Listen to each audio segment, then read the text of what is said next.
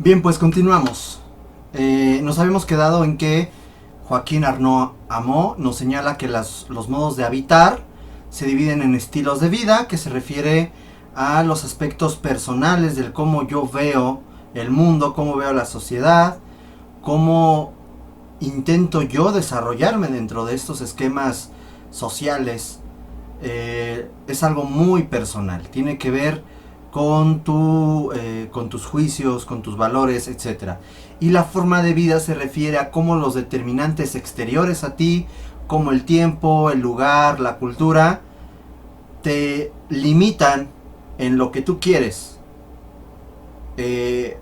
Aunque esto es cambiante, no siempre es lo mismo, los estilos y las formas son cambiantes. En el caso del ejercicio que van a desarrollar ustedes en proyectos, pues vean cómo sus usuarios o habitadores tienen diferentes estilos de vida que podrían tener ciertos elementos en común, pero que en consecuencia cada uno de los habitadores pues tiene ciertas ideas o cierta forma de ver el mundo muy diferente. El problema será cuando yo busco materializar el hábitat construido, que es este punto.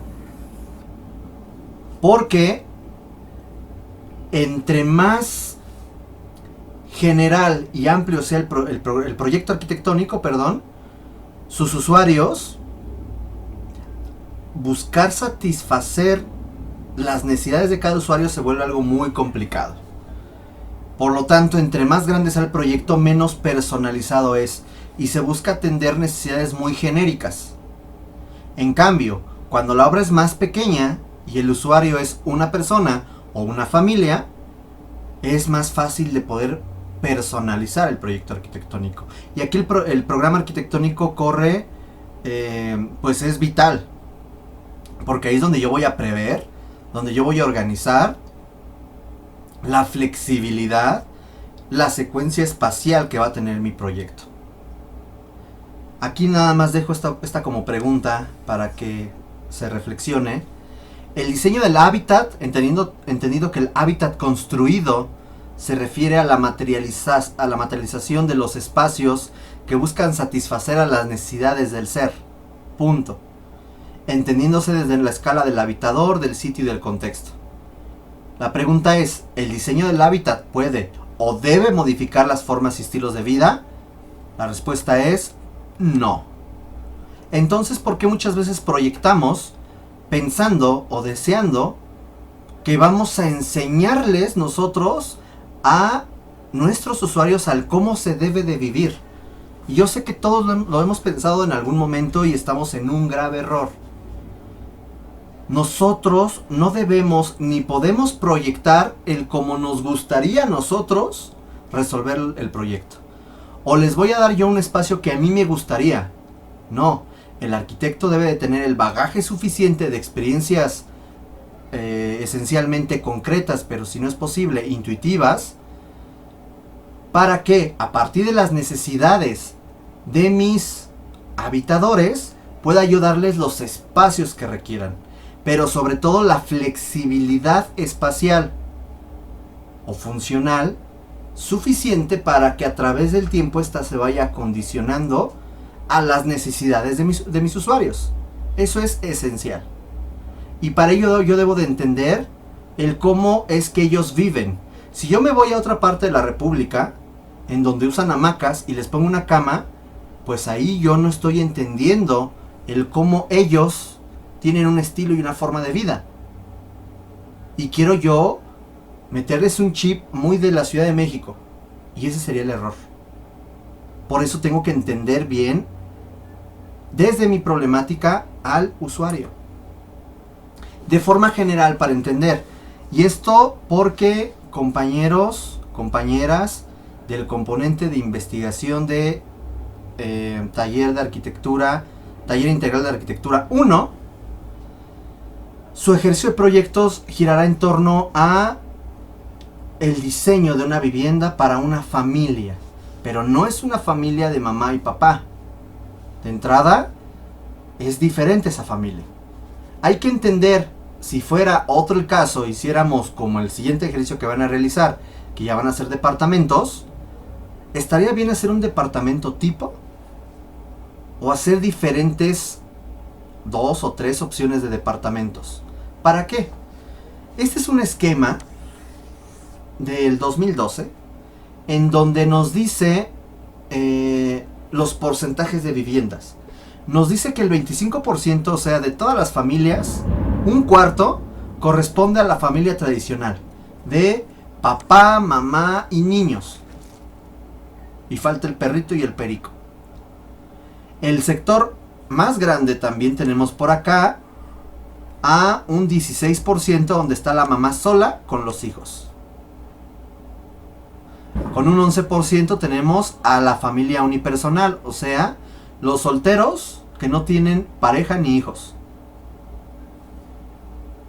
Y con un 14% tenemos a papá, mamá y jóvenes, que podemos entender que es una relación directa con esta otra familia. Por lo tanto, si tenemos lo de mamá, papá y jóvenes o niños y sumamos, nos da un cerca del 39, prácticamente 40% de las familias tienen todavía este esquema de papá, mamá e hijos.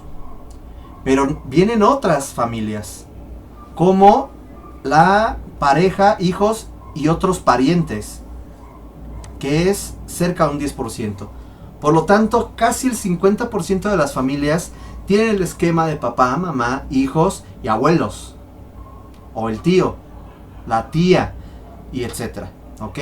Y encontramos variantes, ¿no? Las parejas homoparentales, el nido vacío, en donde nada más está la pareja ya sin hijos, la pareja joven sin hijos, los corresidentes, o sea, los roomies, etcétera, etcétera, etcétera. Por lo tanto, de 10 familias, 5 son la familia tradicional y 5 son nuevas familias de diferentes composiciones.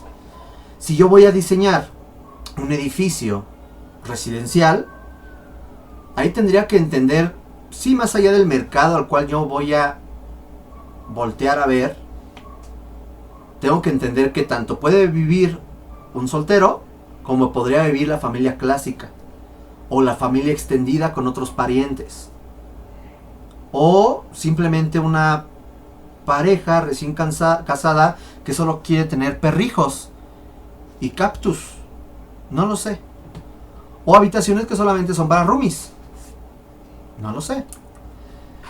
Del mismo año 2012, y eso se me hace muy interesante, como tenemos, aquí nos están hablando justamente de estas clasificaciones, nada más aquí le llaman la familia nuclear, papá, hijo, hija, ampliada cuando está los abuelitos o los tíos, y diferentes familias y sus composiciones.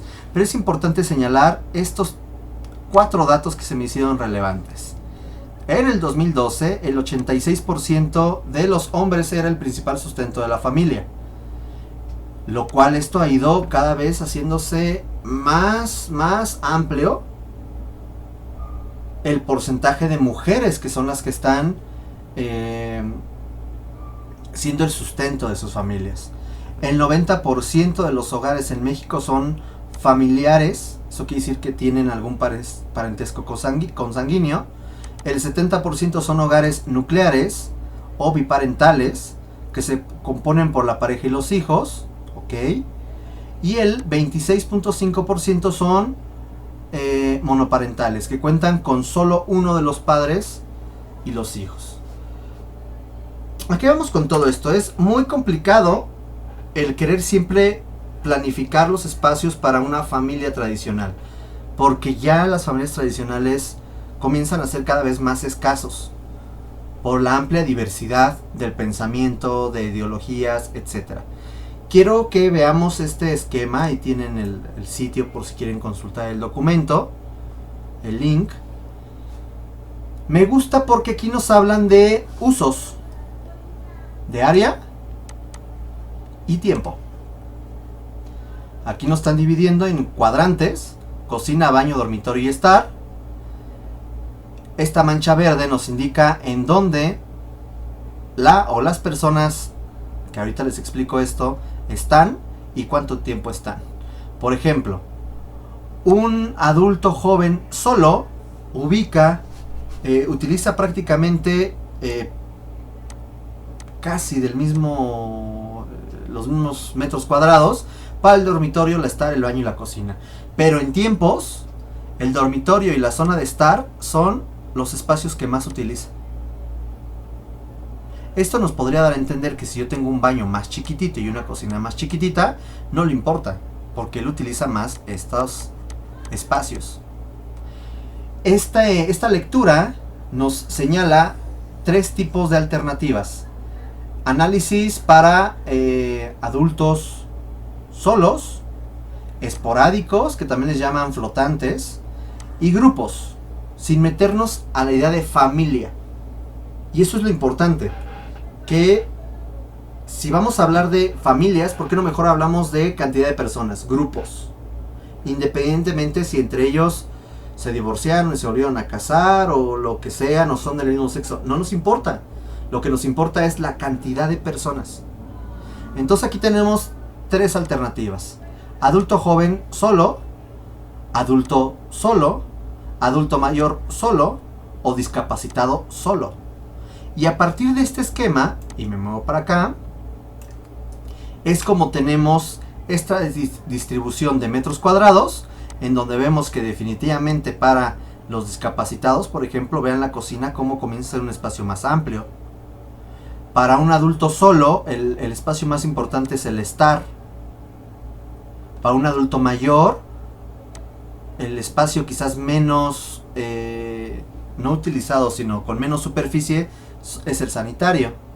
En cambio el tiempo, vean cómo prácticamente en estos 3 esquemas el estar es el más importante. Aquí en el adulto mayor el baño es más chiquito en cuanto a tiempo. Y eso se vuelve muy importante porque nosotros tendríamos que prever esa persona cuánto tiempo va a estar ahí y por lo tanto los metros cuadrados en relación con la estadía. Los mecanismos de flexibilización. Un espacio para que sea flexible tengo que considerar diferentes elementos. Por ejemplo, fragmentar servicios higiénicos. Que estos sean un núcleo. Los servicios higiénicos que siempre sean un núcleo.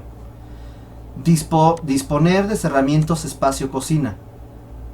El núcleo cocina se proponen cerramientos a sus lados que permiten la relación de este con él o los espacios contiguos. O sea, se fijan, esto puede o no puede ser un muro. Lo importante es tener el funcionamiento de la cocina. Área de preparado, área de cocción, de lavado y almacenamiento, refrigerador. Generar franjas de servicio. Si se fijan, estos 3 van muy de la mano. Servicios, instalaciones, núcleos.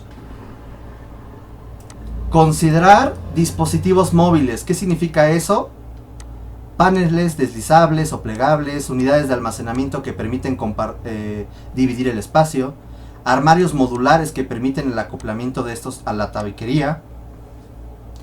Y por lo tanto, yo dar pie a módulos habitables.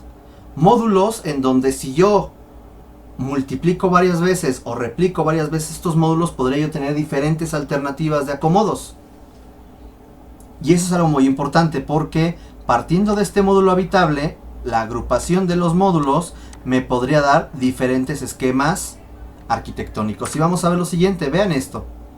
Este, por ejemplo, es un módulo, y creo que por aquí decía, aquí dice composición placa, tipología modelo habitable, en donde vean cómo yo tengo un cuarto realmente redondo, con un acceso donde está esa flecha, el núcleo de servicios en el centro, y por lo tanto generar en este espacio diferentes actividades.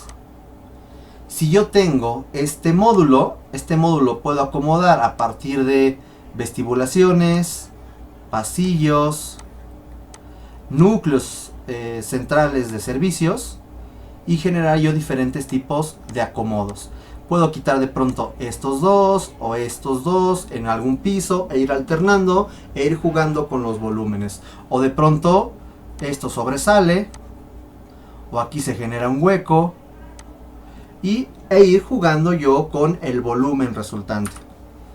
Podría pensar en entendiendo diferentes esquemas, por ejemplo aquí estando cocina, comedor, cocina, baño, y entendiendo la idea de modular espacios en torno a este núcleo. Si yo tengo este núcleo, por lo tanto yo podría pensar en esas alternativas. Vean cómo es el mismo esquema o la misma polígono o perímetro en donde yo podría tener comedor, área de lavado, área de estar, recámaras, punto. O aquí tengo las recámaras y aquí tengo el área de lavado, comedor y estar. O aquí tengo estar, lavado, comedor, y aquí tengo recámara y aquí tengo recámara para visitantes, etcétera. Vean, y es el mismo esquema. Por lo tanto, esto es un esquema muy flexible, porque puedo quitar, poner, mover, y la estructura no la toco, ni los módulos de servicios o de instalaciones. Y de pronto jugar con esto, jugar con diferentes esquemas de acomodos, teniendo núcleos de circulación en el centro, con vestibulaciones, etcétera, y generar propuestas hasta de este tipo, en donde yo nuevamente puedo jugar quitándole, poniéndolo, ampliando, disminuyendo ciertos elementos para jugar justamente con el volumen resultante. Por lo tanto, una pieza clave yo podría decir que son dos cosas: la consideración de la habitabilidad. Les decía, habitabilidad y flexibilidad. Generar las circunstancias óptimas para el confort, para la salud, la seguridad de cada uno de los integrantes de la obra que ustedes van a proyectar. Por lo tanto, la habitabilidad y la flexibilidad se vuelven dos elementos importantísimos. Vamos a recapitular. Vamos a resumir, ¿ok? Tenemos entonces el habitador, una demanda específica. A partir de las condicionantes y determinantes, así como los estilos y formas de vida, se va a generar un listado de necesidades. Este listado de necesidades en consecuencia genera un listado de actividades, estas un listado de espacios, y estos espacios se requieren una serie de cédulas espaciales, de análisis espaciales o análisis de área, para finalmente poder sintetizar todo esto en un programa arquitectónico, incluyendo aspectos como el condicionamiento ambiental. Esto quiere decir orientaciones, esto quiere también hablar de vistas, de elementos o cualidades de los espacios, etc. Vamos a ir viendo estos puntos brevemente. Tenemos el listado de necesidades. El listado de necesidades también hay quien le llama listado de necesidades espaciales, como ustedes quieran. Lo importante es que una vez que yo tengo el problema y tengo identificado a las personas, esto es lo que tendríamos que comenzar a hacer. Primero, identificar cuáles son las necesidades. Ok. Entonces aquí sería importante, de hecho aquí no viene, no. Aquí sería importante tener una columna en donde hable de las necesidades, luego de las actividades que se generan, cuántas personas, el nombre del espacio en el cual se va a desarrollar esa actividad y los requerimientos, o sea, los mobiliarios, el mobiliario, la iluminación y la ventilación necesaria para que funcione ese espacio, así como condiciones otras del espacio, como pueden ser elementos cualitativos, colores, texturas, etcétera, etcétera. Si yo genero esta lista, que es lo que, hablando del ejercicio de proyectos, es lo que les dieron a ustedes, les dieron un análisis de actividades. Eso no es un programa arquitectónico, simplemente es un listado de necesidades, punto. Lo que ustedes tienen que hacer es analizar, desarrollar, ir generando o identificando los diferentes espacios inmobiliarios que se requieren para poder dar el siguiente brinco. ¿Cuál es el siguiente brinco? Comenzar a organizar por sectores o zonas de espacios. Hay que entender que finalmente el esquema funcional es un sistema, y en este sistema tengo yo diferentes componentes que se relacionan entre ellos. Y ustedes han escuchado eso. Hay tres formas muy generales de dividir o de sectorizar los espacios anteriormente listados, como pueden ser sectores por sectores: sector íntimo, social, recreativo, de servicios. También estos sectores se les llaman áreas. ¿Ok? Es cuando generas un programa arquitectónico por áreas o sectores, y eso ustedes lo definen. Luego tenemos la división de los espacios por jerarquías. Si son fisonómicos, no fisionómicos, eso es de medicina. Fisonómicos, que son los espacios importantes, que sin ellos el sistema no sería lo que es. Por ejemplo, una escuela, el espacio fisonómico es el aula. Los espacios fisonómicos por lo general se relacionan con la unidad básica de servicio, que después platicaremos. Ok, entonces, si estamos hablando de un hotel, las recámaras, las habitaciones son los espacios fisonómicos. Los complementarios son todos los demás espacios que están complementando la actividad fisonómica del proyecto. Y los distributivos se refieren a los componentes espaciales de relación, de circulación. Eso es algo muy importante, el cómo se están uniendo o se están distribuyendo mediante otros espacios o articulaciones los espacios fisonómicos y complementarios, o los diferentes niveles en un edificio. Y la otra forma de zonificar o sectorizar es por grados de interacción social, en donde se divide sencillamente en tres: privados, semipúblicos y públicos. En este punto también es comúnmente escuchar el semiprivados. Pues es muy similar, ¿no? Como ustedes quieran, o como su profesor correspondiente en proyecto los vaya orientando. Yo en lo particular, en investigación, les voy a pedir ¿ok? Si de pronto, por decisión del grupo, porque se les va a pedir el programa arquitectónico dentro de 8 días, deciden ustedes organizar por sectores o por grados de intimidad, bueno, eso ya ustedes lo van a definir. ¿Ok? Bueno. Nos lleva al tercer paso. Ya tenemos entonces listado de necesidades y espacios. Sectorización u organización de las áreas. Luego, cédulas espaciales, también conocidas como análisis espacial o análisis de áreas. Y estas se refieren al análisis antropométrico y ergonométrico. ¿Qué se refiere lo antropométrico?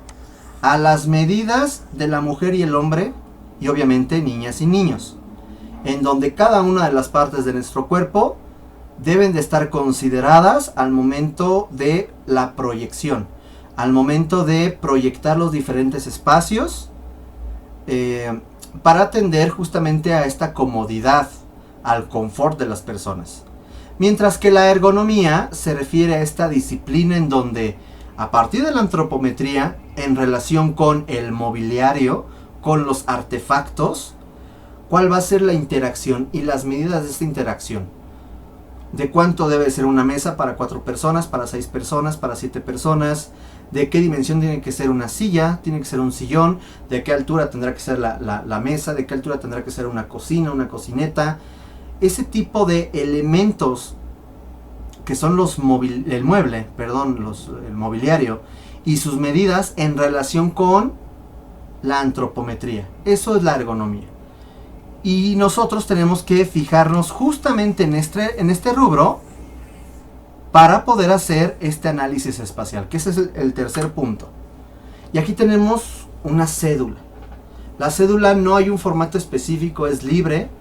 Con la experiencia ni tendrán que hacer cédulas, o se van a dar cuenta que de pronto ya hay libros o ya hay gráficos donde te dan esos análisis. ¿Ok? Podríamos nosotros primero entender cuál es el espacio, si hay alguna clave con la cual identifico el espacio, qué actividad caracteriza ese espacio. Y aquí cuando hablo de elementos se refiere a muebles. ¿Qué mueble tengo? ¿Cuántos muebles tengo? ¿Y cuáles son las dimensiones de estos muebles?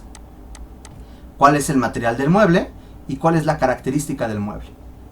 Ya que yo tengo que necesito una mesa circular de madera de 1.20 por 90 de altura, qué sé yo, o 75, etcétera. Necesito 4 sillas de 40 por 40 por 45 de altura con un respaldo de no sé qué, que sea de madera, bla bla bla bla bla bla bla. Ya que yo tengo esto, que igual los materiales dependen mucho, lo bueno es que ya hay una estandarización de los muebles. Por lo general los muebles tienen un estándar de medidas. Ya que yo tengo eso, yo me voy a este punto que es definir cuántos usuarios tengo. Y comienzo yo a hacer aquí arreglos espaciales en planta. Que aquí tengo yo la mesa, que aquí puedo yo tener una silla, porque la persona va a ocupar esta medida y esta otra medida. Y la mesa tiene esta otra medida, y aquí puedo yo tener otra silla, y aquí puedo yo tener no sé qué, y aquí esto, y por lo tanto en relación de este respaldo, cuando la persona se mueva, yo podría generar un espacio para después poner aquí un trinchador o poner qué sé yo, ¿ok? Y estos arreglos son los que me van a dar base para yo poder desarrollar diferentes esquemas compositivos al momento de proyectar. Lo importante es hacer ese tipo de análisis tanto en planta como en alzado. Comenzar a decir que tengo aquí una mesa con una altura específica, tengo aquí un asiento específico, la persona se sienta, o si está de pronto de pie, o si de pronto extiende el brazo, o si de pronto jala la mesa, a qué altura tendría yo que poner algún elemento para que lo pueda asir, ¿no? Que lo pueda coger o tomar, etcétera. Son estos elementos que ustedes tendrían que hacer bocetos. Lo bueno de esto es que ya existen muchos esquemas en internet, y para el ejercicio correspondiente a esta clase yo les voy a dar el material. Aunque en proyectos seguramente les pedirán que hagan algunas de estas fichas. Aquí tenemos, por ejemplo, estos son gráficos del libro Medidas de una casa de Javier Fonseca, en donde a partir de medidas estándares del mobiliario podríamos tener diferentes arreglos espaciales de un baño o de una recámara. Para finalmente llegar al, creo que es el cuarto paso, no recuerdo. Bueno, este también, perdón, antes de llegar al cuarto paso es muy importante que además se tenga noción de esquemas de orientación. En dónde va una cocina, en dónde va una recámara, en dónde va una azotehuela. Y eso tiene que ver mucho con la orientación norte, sur, este, oeste, y con el recorrido aparente del sol.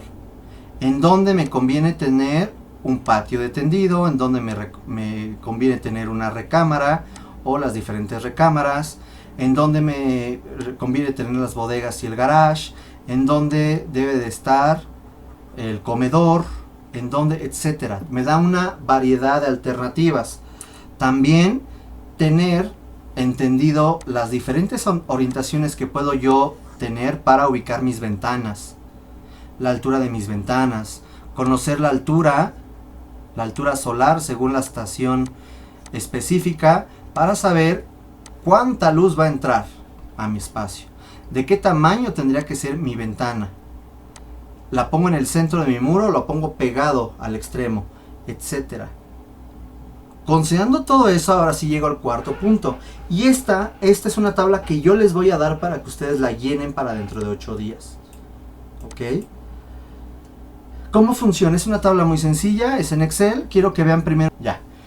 Tenemos entonces los espacios fisonómicos, los espacios complementarios, distributivos que ustedes podrían cambiarle el nombre, no me interesa.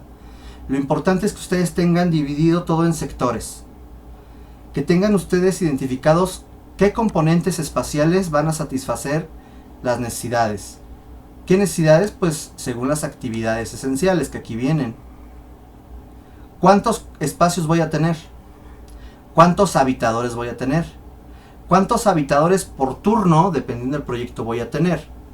O sea, este es muy relativo, ¿no?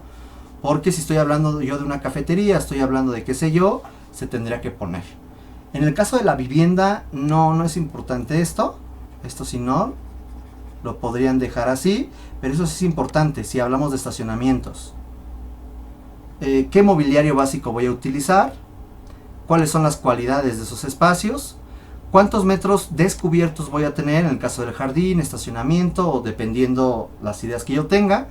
¿Cuántos metros cuadrados por componente voy a tener? Aquí es importante, las celdas amarillas te dan automática la operación de los números que yo voy a poner aquí. ¿Ok? Altura mínima, libre, la orientación, instalaciones que debo de tener, hidráulica, sanitaria, eléctrica, gas, voz y datos especiales. Aquí ya no alcanzo a ver, creo que dice acondicionamiento, no alcanzo a ver. Iluminación y privacidad. ¿Ok? Ya que yo tenga toda esta tabla que es síntesis de todos los pasos anteriores, voy a tener yo una previsión de cómo quiero o cómo va a ser mi propuesta arquitectónica. ¿Ok? Y es bien interesante esto último porque esto último me va a ayudar a contrastar. ¿Ok? Nuevamente, las celdas en lila son elementos que yo tengo que llenar. Si yo lleno aquí, entendiendo el Qs y el Cos, automáticamente me va a dar ya las cantidades. Ojo con eso porque luego ni le entienden ni lo llenan y queda todo horrible. Esto es importante porque nos indica un rango. ¿Qué es un rango? Si yo tengo un piso y un techo, el rango es que esté dentro de ese piso y ese techo. Que no supere el techo, que no baje el piso. Por lo tanto, por normatividad voy a tener una cantidad de metros cuadrados construibles y por proyecto voy a tener otro que por lo general está dentro de la norma. No se debe de rebasar. Y eso significa que me va a fijar a mí un techo y un piso. Y mi proyecto durante el proceso arquitectónico puede variar. Pero tiene que ser dentro de los valores que aquí puse, sin bajar, y sobre los valores que aquí se puso, sin subir. Y eso me va a ayudar un poco como una herramienta de diseño. ¿Ok? Hasta aquí vamos a dejar esto. Viene un ejercicio para que ustedes lo puedan leer y comenzar a realizarlo. Les agradezco mucho la atención, cuídense mucho y excelente inicio de semana. Bye.